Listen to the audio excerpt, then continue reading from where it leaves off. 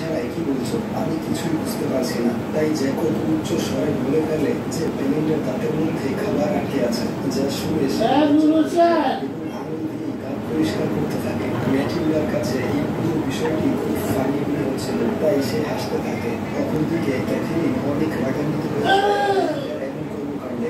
Dinner শেষ হলে Belinda বাহিরের সিঁড়িতে বসে সময় কাটাতে থাকে। সেখানে তার বাবা এনরিকো চলে আসে এবং তার পাশেই বসে পড়ে। এরপর তারা অনেক গল্প গুজব করে।